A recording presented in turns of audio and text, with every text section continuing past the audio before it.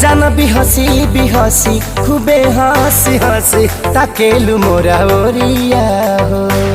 एक तो कातिल नजरिया ऊपर से मुआवे इका जरा कटरिया हो। कहाँ से मेहमान बन के जिंदगी में अइला हो, चोरवन के जैसन तू दिलवा चोरैला हो।